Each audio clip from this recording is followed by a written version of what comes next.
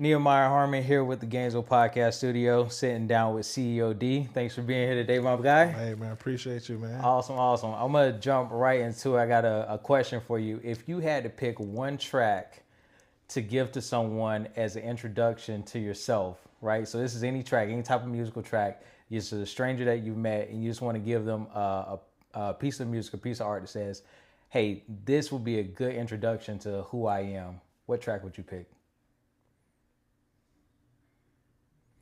They get to judge you by this. That's the caveat, right? You're sharing a piece of music says you get to judge me based off the music I'm about to share. And this is off the top of my head. Top of your head. Random stranger. UGK, Look at Me. Cool. What bar specifically comes to mind of like, this is what I want to share that would be a good representation? I would feel like if someone would judge me off of this, they would like my taste in music or whatever the case may be. What bar comes to mind? From that song? Yeah. The hook. Look at me. Look at me, motherfucker, look at me. And that's the mindset I'm in right now with trying to brand CEO Dee. You know, I played the behind the scenes for so long. So now that it's like the roles have reversed, now I'm out. I'm putting myself out in front to get attention. And I'm trying to get attention, not just because I want attention, but because I know that the value is clout. So now I have to build up my clout. Clout is the currency. Here is what's super interesting that I know that you can speak on.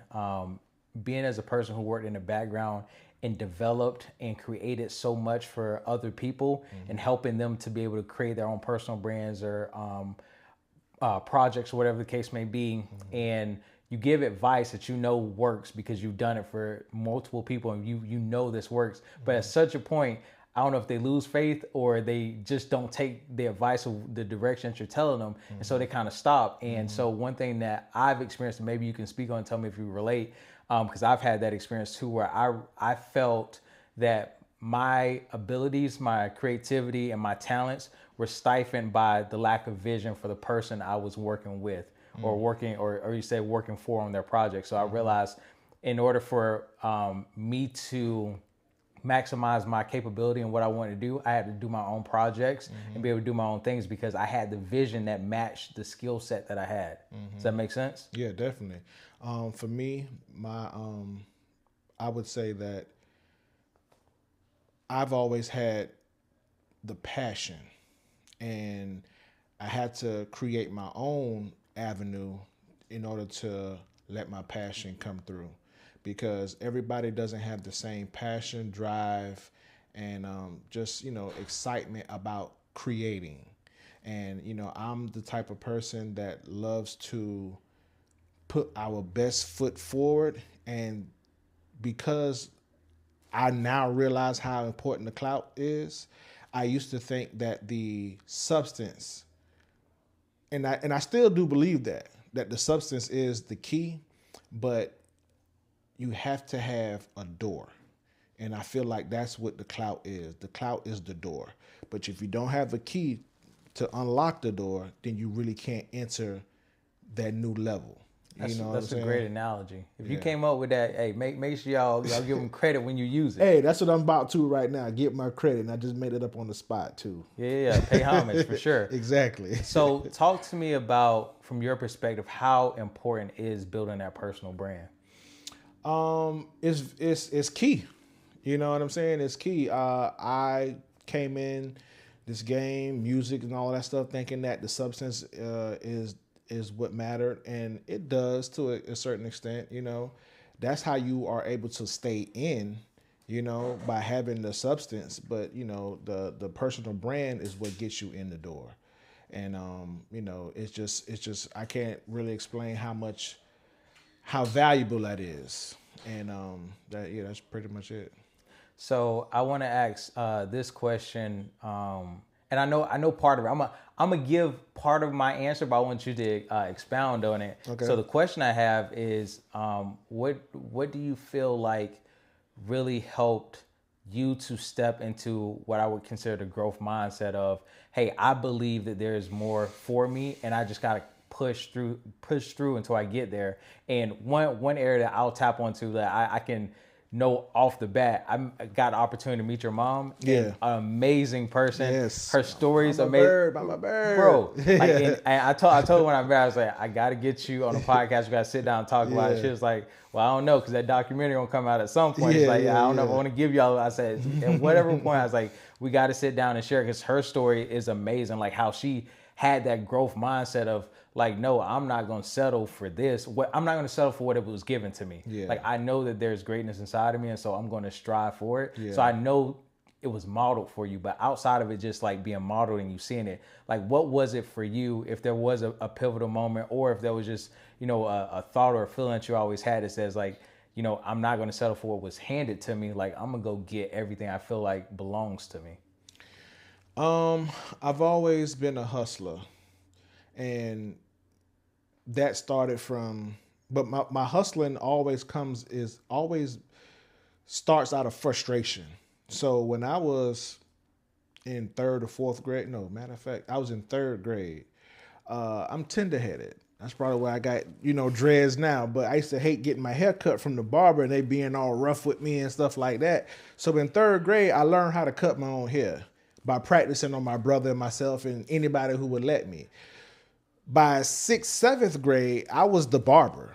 You know what I'm saying? And I'm still the barber for some people right now, even though I'm not a barber. Do not call me trying to book a session with me, but an appointment with me. But yeah, so that was built out of the frustration when it came to that. Building my record label, I do it for my city. All of those platforms that I built, they came out of frustration too. You know what I'm saying? Being frustrated with the people who I was trying to manage. I was like, you know what? Let me just do my own thing and then still bring them on in the capacity where we could still work with each other. But that was basically built out of frustration. You know what I'm saying? So that's the catalyst to keep me going forward, is get me upset, I'm going to figure something out. You know what I'm saying? And so that's what it is.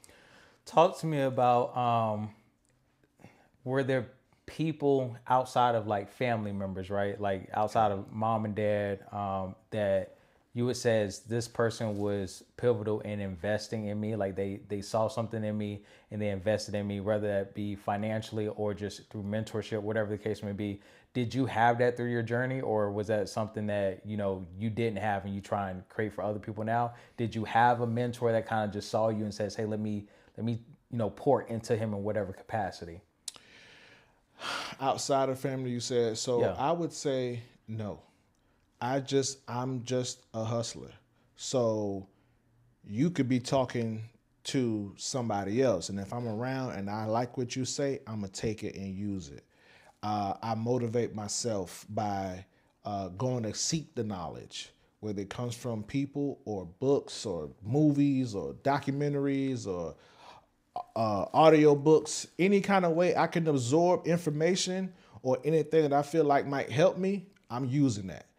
And sometimes, you know, watching other people fail, you know what I'm saying? Or, you know, make the attempt to try something, you know, so whether they succeeded or failed. It could be, I could watch something that, you know, could be seen as a success, and I'll take that and, you know, put my own twist on it. So that hustler mindset is what,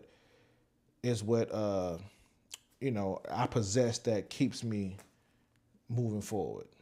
And I can put my stamp of validation on it, because one thing that I've noticed about you is you will ask questions. Oh, yeah. And when you ask the question, you don't want to answer, you want an explanation. Yeah. Yeah, like don't give me no answer. Like explain it to me. And yeah. That's one thing that I love about the synergy that we have between each other, is like I can see that when you're asking a question, like you're not just asking a question just to waste time. Yeah, no. Like you're like, hey, like I may never put my hands on the camera, but bro, what you doing over there? Like let me know what you're doing. And when I you know explain it, you don't immediately brain turn off. Like you get more intrigued and says, okay, well I didn't understand what this was, or tell me more about this. So you're like you say, you are what I consider a knowledge gatherer. Like yes. you'll sit in and you start gathering as much knowledge as possible, so you'll be able to utilize it on where you can. And what I love about that is, for me, when I realized that I needed a mentor, I started seeking out mentors. And nobody selected me. Is I always say, like, nobody like looked at me and says, "Hey man, I see you. I'm about to invest." Why? I framed it that way. Did anybody ever see something and you says, "Hey man, let me invest in him because I see the gift or I see the talent."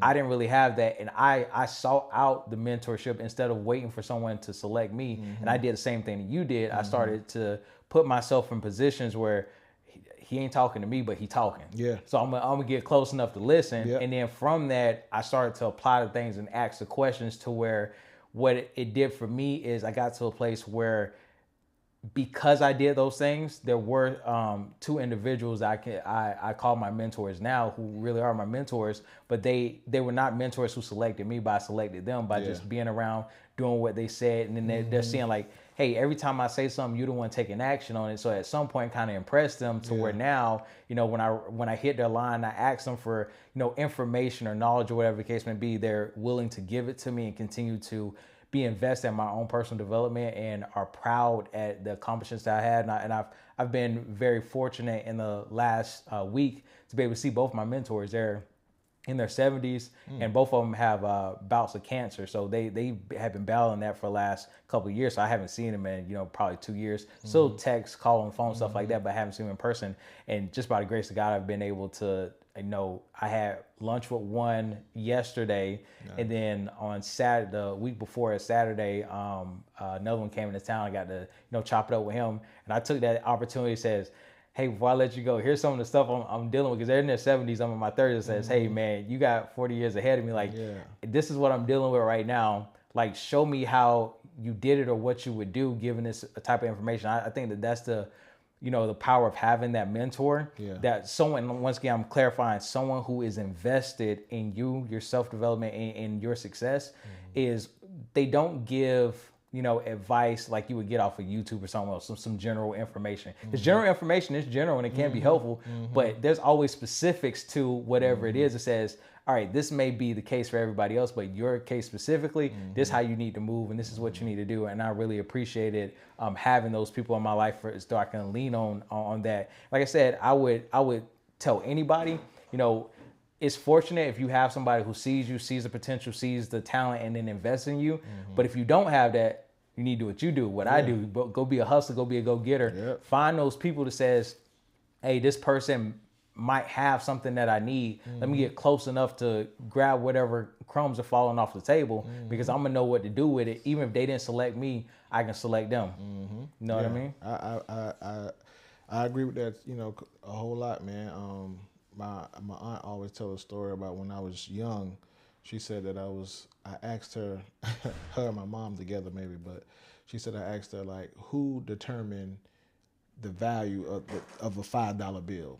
Like, who says it's $5? You know what I'm saying? Yeah, I know it say a 5 on here, but why is it $5? You know what I'm saying? So going back to asking the questions, like, yeah, I'm not just taking this $5. I can see that, but why is it $5? And then, you know, you got to explain the Federal Reserve and all that there to a 5 or, you know, 7, 8-year-old, you know what I'm saying? But yeah, I feel you on that, man. But yeah, you got to go get the information. I do have mentors who don't know they're my mentors. You know what I'm saying?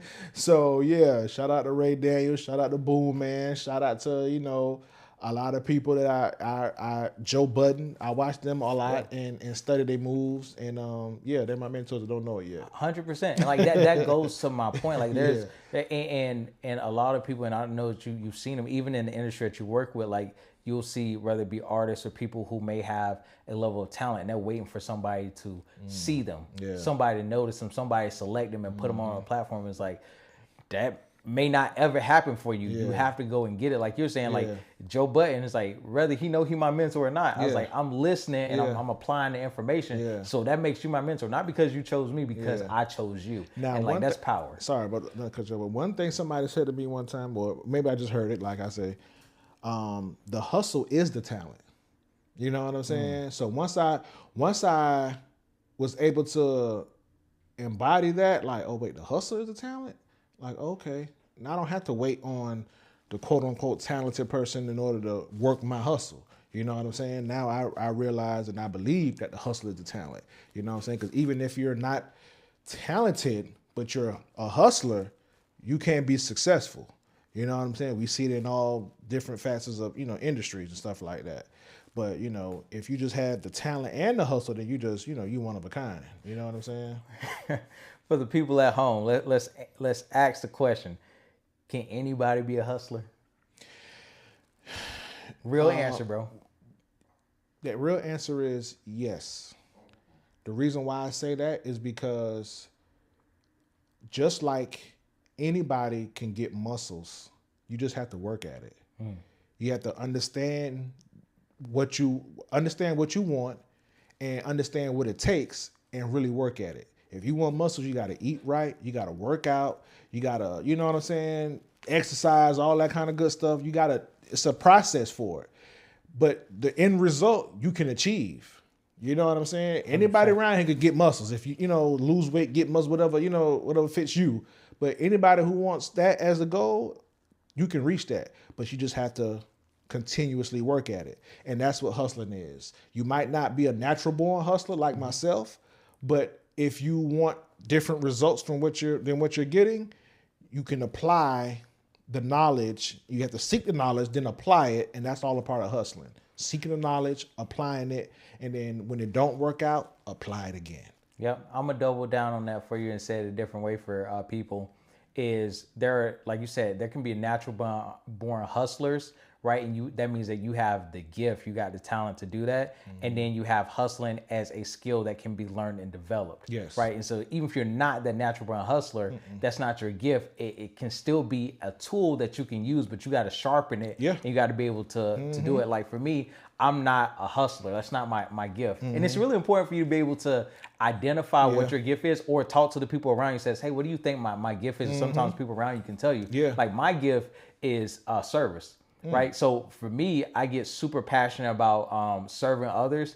And I tell people I'm very, very good at a lot of things because I have a lot of skills that I've sharpened those tools. I was like, but I'm gifted. Like the gift that I was given by God is being a servant. I will outserve anybody.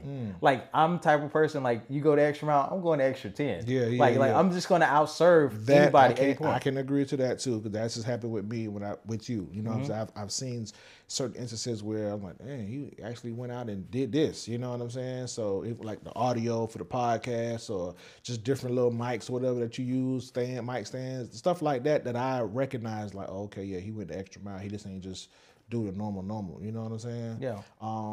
I was getting ready to say something which was, you just said something about the going the extra mile and all of that. I forgot what I was going to say, but yeah. Well, it's fine. So it comes back to so one of the models I have in my family, I teach my kids. I was like, as a Harmon, you don't get in the car unless you go the extra mile. Period. Like if I say, hey, I'm going to do something, I've already predetermined that I'm gonna go the extra mile when it presents. Like I'm looking for the opportunity to exceed the expectation. Wow. Like I like to, set the expectations. Like I'm gonna tell you, hey, I'm gonna do X, Y, and Z, and know that I can deliver on that promise first. But then after that, I'm looking for every opportunity. Like in the same way for me, I ask questions and I'll ask like, okay, how are you doing this? How are you doing that? Because I'm just looking for an opportunity of like, where can I exceed the expectation already? Like, where can I add that extra bit of value? Even if you don't need it. It's just a simple thing of like, hey, I went the extra mile. And for me, the reason I do it is because I realize that's where my gift is. Like, I enjoy doing it. It's something that I'm good at. So it's something that I've leaned into, that being my strength. And for me, understanding that allows me to operate in a lane well beyond anybody else. So I oftentimes tell people, it's not a competition, it's a collaboration, right? And that's how I see it in business. And I've had mentors to teach me that it's relationships and it's everything. But I tag it with this: if it was a competition, I'd be winning. Yeah, like I'm gonna dominate now. Like I'm going to be the best version of me absolutely possible. But I'm never going to try and be CEO Dee. Yeah. If anything, I'm going to be the type of person that I'm gonna look and admire all the stuff that you're doing well at, and says, how can I take parts of that and apply it to the tool set that I have where it's applicable. It's one of the things that I know that you've seen it in your industry, where people will says, oh, CEO Dee is doing this, I'm gonna do this. Like, yeah, it didn't work for you because like you're doing what you saw me do, but didn't understand everything I was doing when you saw me that time. Yeah, that's vital, man. That's definitely vital because a lot of the things that I was doing behind the scenes, a lot of people didn't get to see. You know what I'm saying? So people, like you say, would imitate, whatever moves that are being made, but didn't understand that how they were being made, So it is what it is on that. But what I remembered what it was. And natural, you talked about gifts, right? Mm-hmm. Okay. One of my natural gifts is being a leader, right? I've always been, and it's not something that I'm like, oh, I'm a leader. It's just like it's natural, right? Yeah. So the thing about the natural part about it is, to the person, or at least to me, when it's natural, you don't realize how difficult it is for other people to do whatever it is that you're doing. Now, with me, being a leader comes natural, right? But I still work on it. So one of the things I ask people, because like you said earlier about, asking people about what are your strengths. When I ask people what do they think my strengths are, I was surprised to hear, like I kind of know I'm a leader and stuff like that, but I was surprised to hear, and it's up until just yesterday or 2 days ago, that somebody else mentioned it, which was like, yeah, bro, you real organized.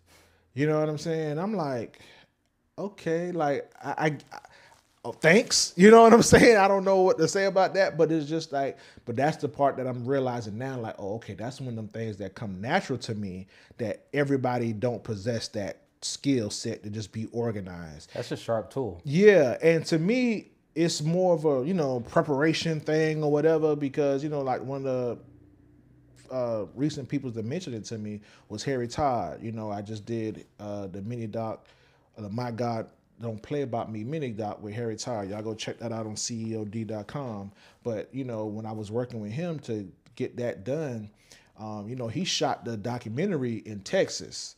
And, we're here in Florida, and I got it edited in Atlanta, and, all of this stuff here. And I'm handling all the business, trying to like, okay, bro, here's the document treatment. Like, these are some of the questions, go review these, understand this. I sent it to the videographer in Texas that was going to shoot it, and to him. You know what I'm saying? But to me, that's just to make sure that the video session that I got booked at this place out there in Texas goes right. You know what I'm saying? And I just want it to go good. So that's why I did it. But, when I hear people like him say, yeah, bro, you're real organized, I look at it as, okay, I appreciate the compliment, but I in my world, like, that's what you're supposed to do. Mm-hmm. You know what I'm saying? So, like, yeah, being a leader and being organized, that's one of the things that people recently, made me aware of, because it just come natural to me to be organized. Yeah. And even a perfectionist a little bit, I don't think I'm as organized as I need to be. Mm-hmm. You know what I'm saying? So when I hear other people say it, and it was like the common thread, because I think I asked people, name 3 things, and like 75% of the people mentioned being organized, and some of the people, I'm like, how you know I'm organized? Like, what? I could see with the person like Harry or whatever, but like, how you know I'm organized? And it just different ways that it comes through. You know what I'm saying? But that's what being CEO Dee is about, basically. Yeah. And like I said, that's a super sharp tool. And I say that it just elevates you even more as a leader, because when you're organized, it makes it easy, because you have order, not chaos, for people to fall into place and says, okay, he already carved out the spot for me. I just got to play my role. That's it. I'm going to give you, I'm in basketball, 2K, all that. I'm going to make me a point guard at first, because I'm so used to distributing, whether it's credit or, opportunities or, looks or whatever you want out of, whatever we're doing. I've always been that type of guy. You know what I'm saying? I look at assists over points when it comes to, like, let's say basketball. Yeah. So, that's just who I am, man. So, I've always been that guy, you know what I'm saying? But now, with CEO Dee, now I got to take the shot. Yeah. You know what I'm saying? And now I got to, they get down the block and demand the ball. Like, hey, pass me the ball, pass me the rock. You know what I'm saying? Yeah. Whereas usually I'm just, all right, do your thing. Hope you make the shot. You know what I'm saying? And I'm play good defense and all that stuff always. You know what I'm saying? Yeah. So I'm not going to just be off a one side of the ball type person. You know what I'm saying? Or one side of the floor, basketball. Before I let you go, I got to let you speak on this. Investing in yourself. Like, do you remember the first investment or what you would consider the first investment that you made in yourself just period. Like when you think about this was the first time I invested in myself and kind of started the journey. What was that investment? Time. It didn't cost me nothing. I took the time to go to the library, check out a book on music publishing, sit down and read it. Bro, say it one more time for the people, bro. Time. You know what I'm saying? Time, because that's the most valuable commodity anyway. Yeah, them dollars, you can get them, lose them, trick them off, whatever you want to do. You can, waste them. But your time, you can't get that back. So to me, it's always important to utilize the time wisely. Even when we do trips and stuff like that, I got this stuff mapped out. Like, we're gonna be here at this time, we're doing this, and we have time for bullshit. Like, I'm a schedule in the bullshit too. You know what I'm saying? But that's a part of time management. But the first investment I made was time. Going to the library, Tower Road branch in Gainesville, checked out a music publishing book. Oh, thick book too. I ain't had no business reading a thick book, but it's a thick book. And when I got, you get tired just like anybody else doing anything. I put it down, got on the game, was playing Madden or whatever. And once I put the game back down, I got back in the book. That was like 2007, 2006, around that time. You know what I'm saying? So that's the first investment I made. Staying on the topic of investing into yourself, have you experienced with making that investment, other investments along the way at this point, that the investment that you're willing to make or the sacrifices that you're willing to make to develop yourself separated you from other people who are unwilling to make those investments? Talking about friends or family members. Like, did you feel or have you experienced that at all, where like you started to make the investment, you started to progress, but that also separated you from the pack of like, we ain't really at the same place in life because you were unwilling to invest in yourself? Yeah, but that's where I think that's a little bit with the hustler, because it's like, okay, as a hustler, you got to move, and and that, like I say, once I started cutting hair at a young age, and I started to value the hustle. Because remember, the hustle starts out of frustration. Mm-hmm. So when I'm cutting my own hair, I'm not really valuing the hustle just yet, right? But once I started to cut other people hair and make the money from cutting hair, and now I could buy extra tater tots at Westwood Middle School, and I got me and all my dogs at the table, extra tater tots. You feel what I'm saying? Because I can afford to buy it. That's when I started to appreciate the hustle. You know what I'm saying? So yeah, that's and once you can appreciate the hustle, then that it forces you to keep going. So did you? I don't want to use the word lose, right? Because they may still be in your life, but yeah. As far as the time that you could continue to spend with a person, did you lose that time when you decided that you were going to hustle, that you're going to spend the time, you're going to invest, and that you had people that didn't do the same thing, so they couldn't stay on the same boat as you, per se? Any friends, colleagues, family members? You know what? No, the time I don't want to say I separated myself from them, because I love everybody who I work with. Like I kind of do, you know what I'm saying? Mm-hmm. And that's one of the, when I ask people about what some of the good things, and they said being organized, some of the things that go against me sometimes is being too loyal, right? So I didn't lose anybody who I didn't want to lose, mm-hmm. but the roles have changed. You know what I'm saying? Yeah. It went from maybe me depending on you to you depending on me now. But, just because you depending on me don't mean I'm finna like act, say a certain way. It's just that my hustle mentality is like, look, I used to depend on you. Now you depending on me. I'm gonna give you the opportunity we could go over here. But if you don't want to, I'm gone. And then therefore, I feel like they choose not to go with me. And I can sleep at night with that. Yeah. More so than me just like, oh, well, they ain't, I'm going without them and didn't even give them opportunity. Like, no, when I come to you and tell you, hey man, it's a deal over here, let's go make this deal together, and you decide, nah, I don't want to, and then you see I'm successful because of the deal I made or this move I made or whatever it is, that's on you. You know what I'm saying? And I don't feel the type of way about that. So the separation that I feel, the separation that may, that may happen is more so of, I feel like you chose not to. Yeah. So I don't really feel bad. So if there is a separation, it's not with me because you're still my homeboy or homegirl or what, colleague or whatever you said. That's what it says. We're walking the path. Yeah. Your feet just stop moving. Yeah.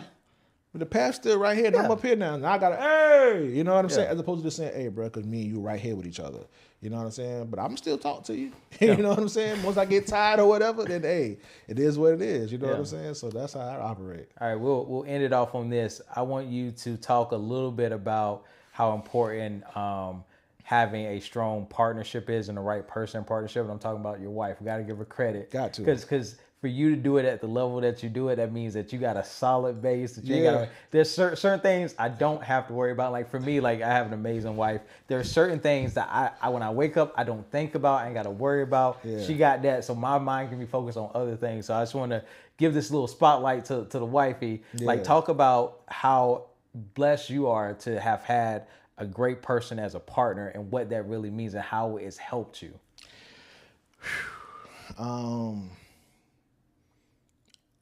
Because I know what I want, I know what I have to provide.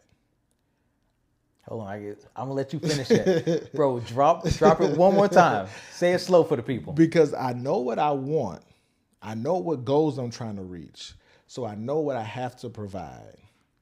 I can't want success, have a girl, wife, whatever, and be out here running around. You know what I'm saying? Because it just, at home ain't going to be with it.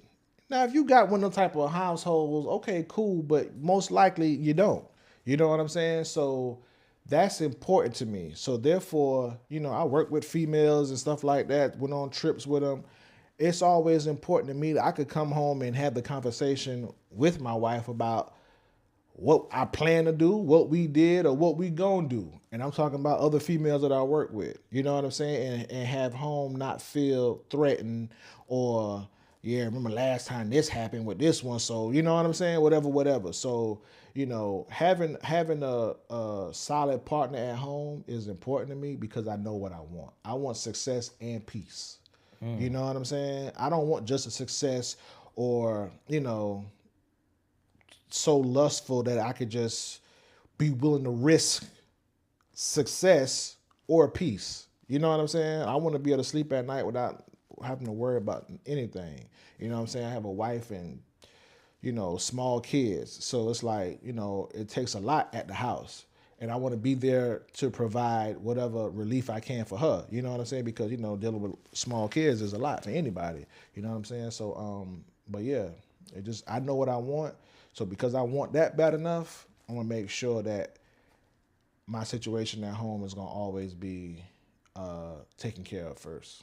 Love it. All right, we'll end off with this, a little fireball round. I want you to give me a track to listen to that when I'm sad, it'll make me happy. When you're sad, it's going to make you happy. Let me see. What was song that make you happy? I'm the type, so I don't know. It got to be like probably some kind of club record, because I'm I work in the music, so, and I would say more of a strip club record. Like a juvenile, back that thing up. Yeah, that's definitely one of them.